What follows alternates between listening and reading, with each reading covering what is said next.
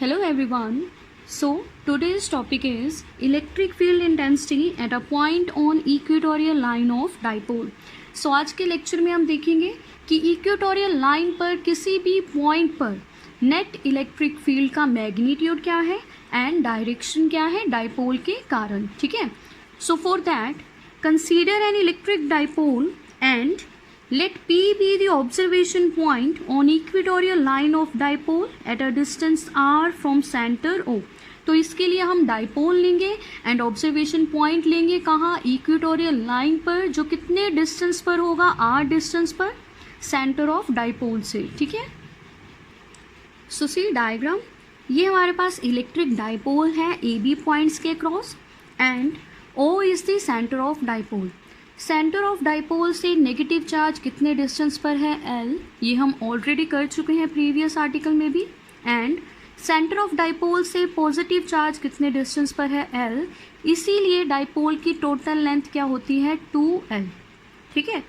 इस डाइपोल के पास एक वेक्टर क्वांटिटी है डाइपोल मोमेंट, जिसकी डायरेक्शन क्या होती है, from negative charge to positive charge. See I have drawn the direction of electric dipole moment P vector from negative to positive. ठीक है. इक्वेटोरियल लाइन कौन सी थी, वो लाइन जो डाइपोल के सेंटर में से पास करे एंड डाइपोल के क्या हो, परपेंडिकुलर. सो सी ये जो लाइन मैंने ड्रॉ की है ये डाइपोल के सेंटर में से पास कर रही है एंड डाइपोल के परपेंडिकुलर है. तो ये लाइन कौन सी है, इक्वेटोरियल लाइन. ठीक है. अब इस इक्वेटोरियल लाइन पर मैंने थ्योरी में लिखा है, हम क्या ले रहे हैं, ऑब्जर्वेशन पॉइंट P, जो कितने डिस्टेंस पर है, जो r डिस्टेंस पर है फ्रॉम सेंटर O. ठीक है. सो इसी P पॉइंट पर मींस इसी ऑब्जर्वेशन पॉइंट पर हमें नेट इलेक्ट्रिक फील्ड फाइंड करनी है इस डाइपोल के कारण. ठीक है. सो से डाइपोल में हमारे पास दो चार्जेस हैं, नेगेटिव एंड पॉजिटिव. तो पहले हम क्या करेंगे, इन दोनों चार्जेस के कारण इस पॉइंट पर इलेक्ट्रिक फील्ड फाइंड कर लेंगे. तो उसके लिए हमें क्या करना होगा, इन दोनों चार्जेस को इस ऑब्जर्वेशन पॉइंट से ज्वाइन करना होगा. ठीक है. सो हम एक लाइन ड्रॉ करेंगे जो इस ऑब्जर्वेशन पॉइंट P एंड इस पॉइंट A को क्या करेगी, ज्वाइन करेगी. एंड दिस साइड भी एक लाइन ड्रॉ करेंगे जो P एंड B को ज्वाइन करेगी. ठीक है. सो सी मैंने लाइंस ड्रॉ कर दी हैं. ये लाइंस हमें क्या रिप्रेजेंट कर रही हैं, ये लाइंस हमें रिप्रेजेंट कर रही हैं डिस्टेंस किसका, between negative charge and observation point and between positive charge and observation point. So negative charge and observation point का distance क्या है, AP. Positive charge and observation point का डिस्टेंस क्या है, BP. एंड ये जो एंगल बन रहा था अंदर उसे हम क्या ले रहे हैं, थीटा. ठीक है. अब हमें ये डिस्टेंस कैलकुलेट करना है, हम स्टेप वाइज चलेंगे. ये डिस्टेंस हम कैसे कैलकुलेट करेंगे, सी अगर मैं इस ट्रायंगल पर फोकस करूँ PEO, तो ये कौन सा ट्रायंगल बन रहा है, राइट एंगल ट्रायंगल. सो राइट एंगल ट्रायंगल में हमें क्या चाहिए, हाइपोटेन्यूज, वो क्या है, AP. तो हाइपोटेन्यूज हम कैसे कैलकुलेट करेंगे, by Pythagoras theorem. So Pythagoras theorem में हाइपोटेन्यूज किसकी इक्वल होती है, root of perpendicular square plus base square. ठीक है. सो यहाँ पर परपेंडिकुलर क्या है, R एंड बेस क्या है, L. सो ये चीज़ हमारे पास क्या आएगी, root of R square plus L square. ठीक है. सिमिलरली ये भी एक राइट एंगल ट्रायंगल है. सो इसकी हाइपोटेन्यूज भी किसके इक्वल होगी, under the root of R square means perpendicular square plus base square means L square. ठीक है. सो यहाँ पर भी वैल्यू क्या आएगी, root of R square plus L square. ठीक है.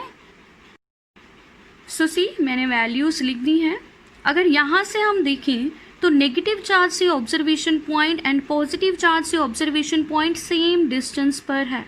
वो डिस्टेंस क्या है, root of R square plus L square. ठीक है.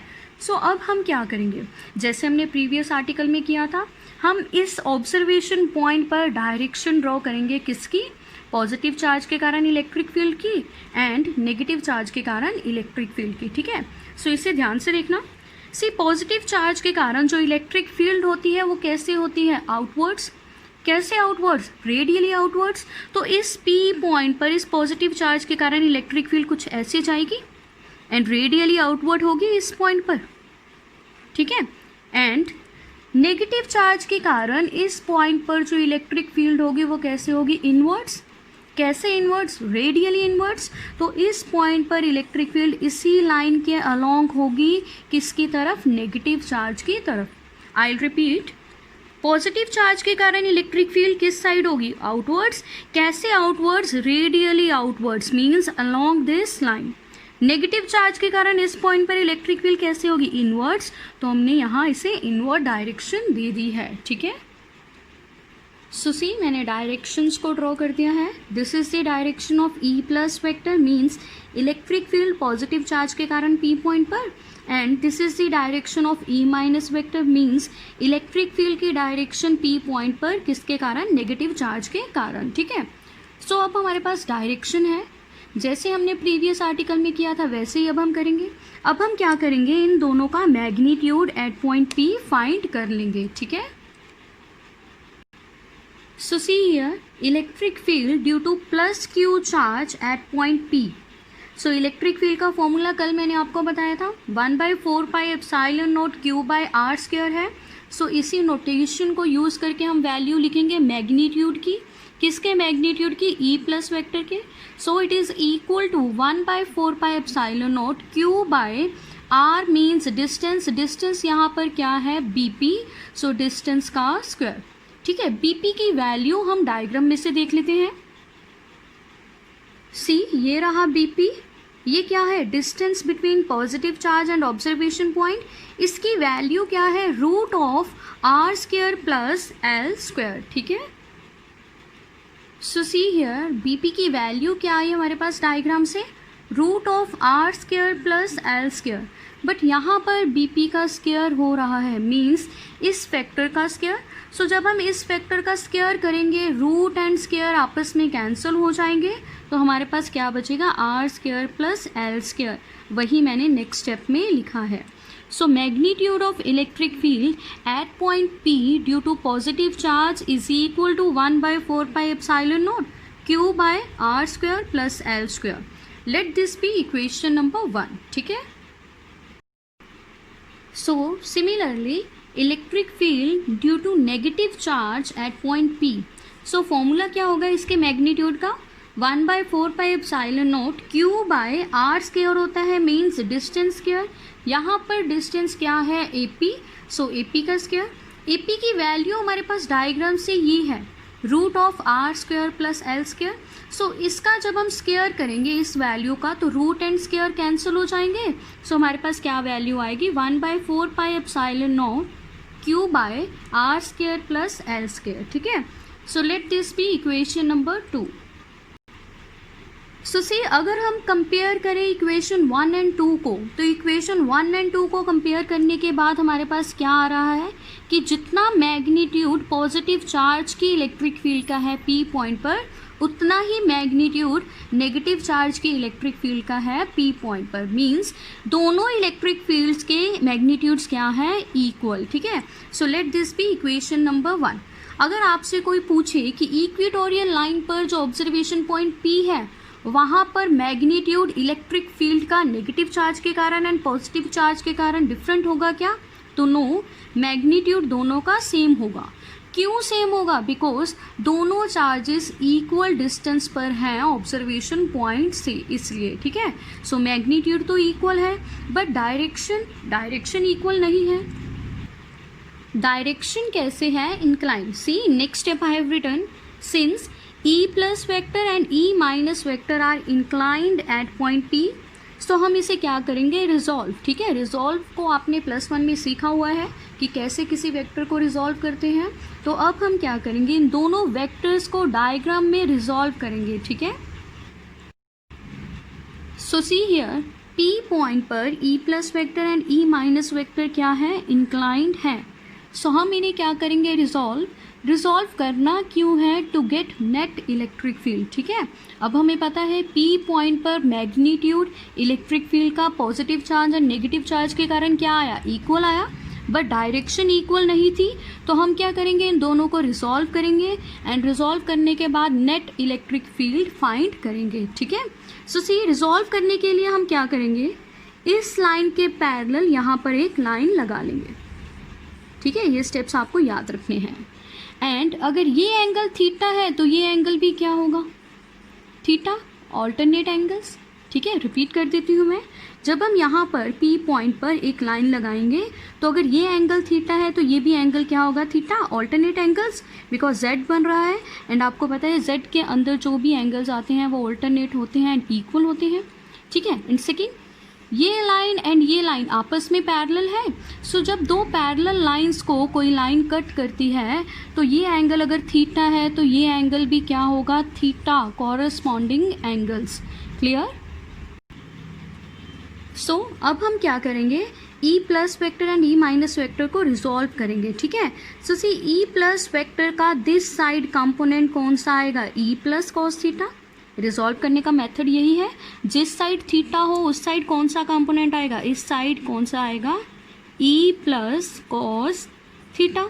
एंड इसके बिल्कुल perpendicular side means this side कौन सा कंपोनेंट आएगा, E प्लस साइन थीटा। मैं रिपीट कर देती हूँ, इस वेक्टर को रिजॉल्व करने का मेथड क्या है, टेक्निक क्या है, जिस पॉइंट से ये वेक्टर स्टार्ट हो रहा है उस पॉइंट के around X axis and Y axis बना दीजिए। ठीक है, एंड जिस साइड थीटा होगा उस साइड कौन सा कंपोनेंट आएगा, E प्लस कॉस थीटा।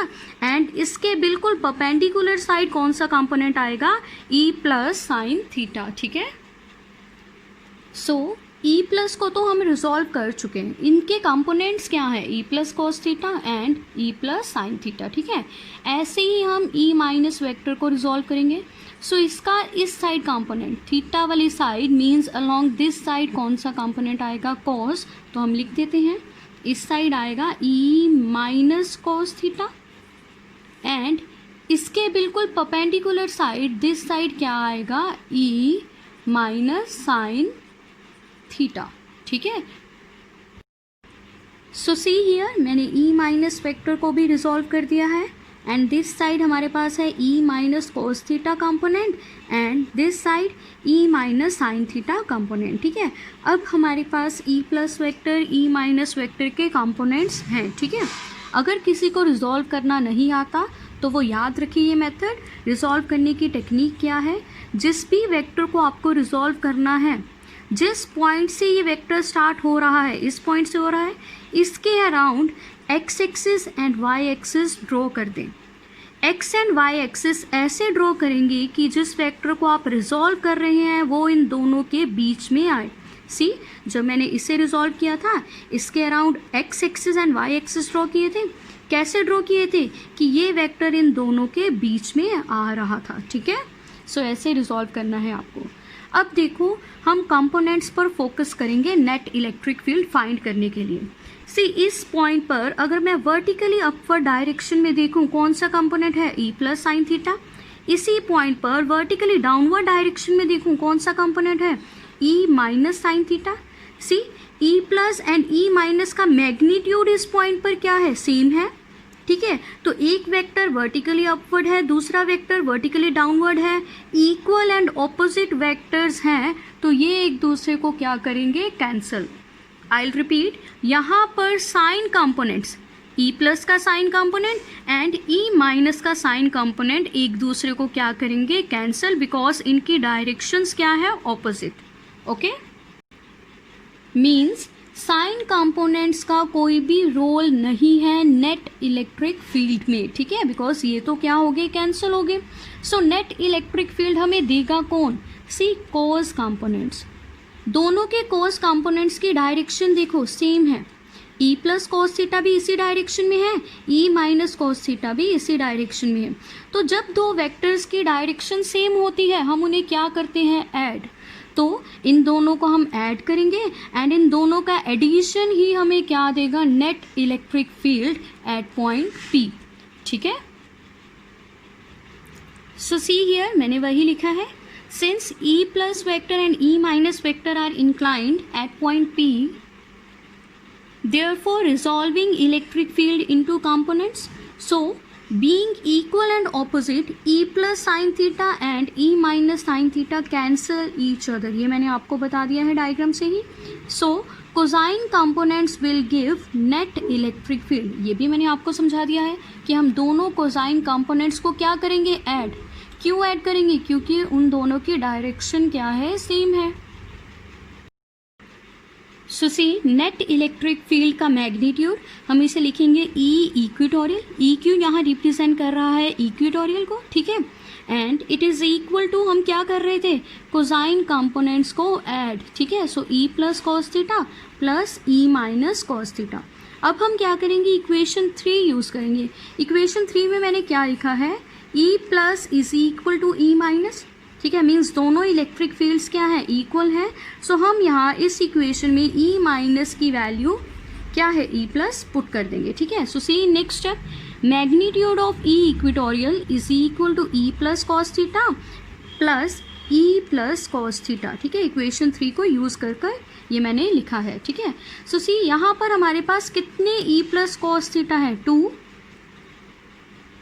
सो सी नेक्स्ट स्टेप मैंने वही लिखा है, magnitude of E equatorial is equal to 2e plus cos theta. अब आप क्या करेंगे, ई प्लस की वैल्यू फ्रॉम इक्वेशन 1 पुट करेंगे यहाँ पर, ठीक है। ई प्लस की वैल्यू क्या थी हमारे पास, 1/4 pi epsilon nought Q by R square plus L square, 2 as it is, cos theta as it is ही रहने दिया, ठीक है। सो ये हमारे पास वैल्यू आई। अब हम क्या करेंगे, कॉस थीटा को फाइंड करेंगे डायग्राम से और यहाँ पुट कर देंगे और हमारे पास रिजल्ट आ जाएगा, ठीक है। सी डायग्राम से हम कॉस थीटा कैसे फाइंड करेंगे, आप कोई भी ट्रायंगल कंसीडर कर लें, ये PAO it is a right angle triangle. So ये थीटा है, यहाँ पर अगर हम कॉस थीटा लगाएं तो कॉस थीटा क्या होता है, base by hypotenuse. So base है L एंड हाइपोटेन्यूज है root of R square plus L square. So cos theta की वैल्यू क्या आएगी, L by root of R square plus L square diagram से, ठीक है।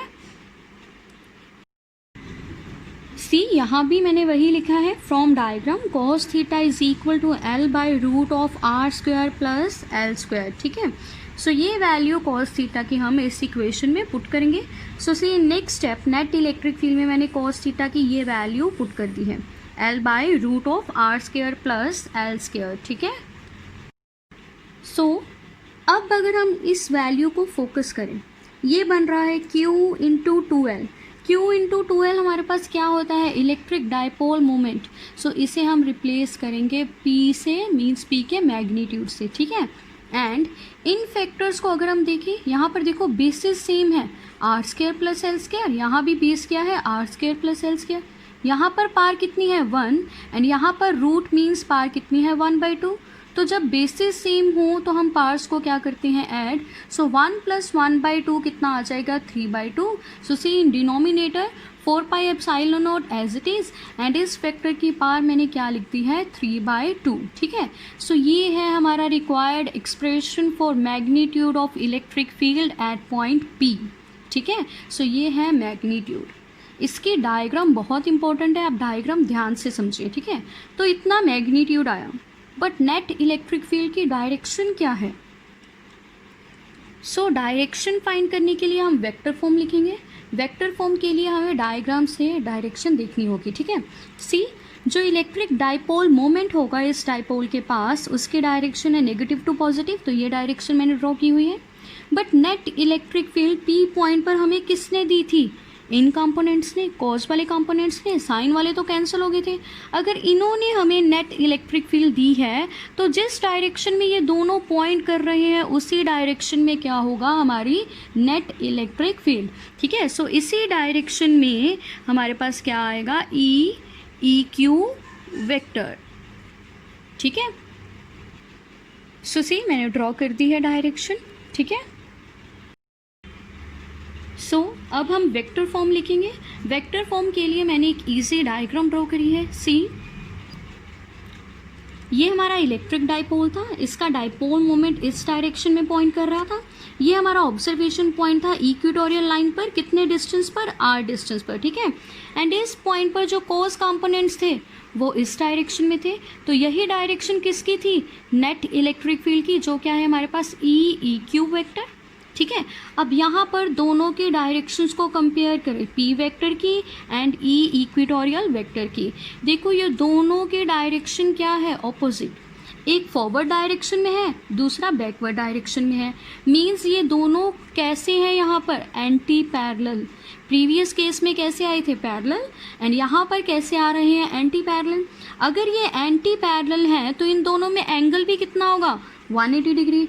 बट ये किस एक्सिस के अलोंग हैं, सो सी ये जो लाइन है, अगर मैं इस पेज पर कहीं भी हॉरिजॉन्टल लाइन ड्रॉ करूँ तो ये हॉरिजॉन्टल लाइन कौन सा एक्सिस होगी, एक्स एक्सिस। सो ये भी एक हॉरिजॉन्टल लाइन है, ये भी एक हॉरिजॉन्टल लाइन है। So P vector and E Q vector किस एक्सिस अलोंग है, एक्स एक्सिस के अलोंग। बट दोनों कैसे हैं, ऑपोजिट है, तो मीन्स इन दोनों के पास यूनिट वेक्टर क्या है, आई कैप। बट आई कैप के साथ हम यहाँ क्या लगाएंगे, माइनस साइन। माइनस साइन क्या रिप्रेजेंट करेगा कि P vector and E Q vector आपस में ऑपोजिट हैं, ठीक है। सो सी वही मैंने लिखा है, E equatorial vector is equal to P vector by 4 pi epsilon not R square plus L square part 3/2। वही सेम वैल्यू, बस इस वैल्यू के साथ हमने यूनिट वेक्टर मल्टीप्लाई कर दिया है। एंड यूनिट वेक्टर कौन सा है, माइनस आई कैप। माइनस क्या रिप्रेजेंट कर रहा है कि ये इलेक्ट्रिक फील्ड के डायरेक्शन पी वेक्टर के ऑपोजिट है, ठीक है। एंड आई कैप क्या रिप्रेजेंट कर रहा है, ये डायरेक्शन एक्स एक्सिस की तरफ है। क्लियर। सो सी वही मैंने लिखा है यहाँ पर, direction of electric field at point P is opposite to direction of dipole moment, that is along negative x axis, ठीक है। So angle between E equatorial vector and P vector is 180 degree. अगर 180 degree angle है means ये दोनों vectors क्या है, anti parallel to each other, okay. So now special case. So for an ideal dipole की condition हमें पता है, हमें क्या लेना है, L very much less than R। तो हम L को डिनोमिनेटर में क्या करेंगे, निगलेक्ट। सो सी हमारे पास वैल्यू है, मैग्नीट्यूड की वैल्यू लेंगे हम, P/4 pi epsilon not R square plus L square part 3/2। तो यहाँ से हम एल स्क्वायर को निगलेक्ट कर देंगे, तो बचेगा क्या, आर स्क्वायर, ठीक है। आर स्क्वायर की पार कितनी आ जाएगी, 3/2। तो ये 2 आपस में क्या हो जाएंगे, कैंसल, एंड बचेगा क्या, आर क्यूब। सो वैल्यू कितनी आएगी, magnitude of E equatorial is equal to P/4 pi epsilon not R cube, ठीक है। मीन्स यहाँ पर भी इलेक्ट्रिक फील्ड कैसे वेरी कर रही है, इन्वर्सली टू आर क्यूब, ठीक है। सो इक्वेटोरियल लाइन की डेरिवेशन अब खत्म है। अब नेक्स्ट एक छोटा सा आर्टिकल है, वो है relation between E axial and E equatorial. So इन दोनों का रिलेशन बताने के लिए हम वो वैल्यूज़ लेंगे जो हमने स्पेशल केसेस में डिराइव की थी, ठीक है। सो ई एक्सियल का स्पेशल केस था, E axial is equal to 2P/4 pi epsilon not R cube. Let this equation be A. And E equatorial का स्पेशल केस अभी हम कर चुके हैं, it is P/4 pi epsilon not R cube. Let this be equation B. अब दोनों equations को हम कंपेयर करेंगे। अगर कंपैरिजन करें सो सी ई एक्सियल में ये जो वैल्यू है P/4 pi epsilon not R cube, ये किसकी वैल्यू है, ई इक्वेटोरियल की, सी, ठीक है। तो हम क्या करेंगे, इस फैक्टर को रिप्लेस कर देंगे ई इक्वेटोरियल से। सो कंपैरिजन करने के बाद E axial is equal to 2 into E equatorial. So यही है इन दोनों का रिलेशन। एंड यहाँ से क्लियर है कि एक्सियल लाइन पर जो इलेक्ट्रिक फील्ड है वो ज़्यादा होगी, ठीक है। So this is our today's topic. So thank you.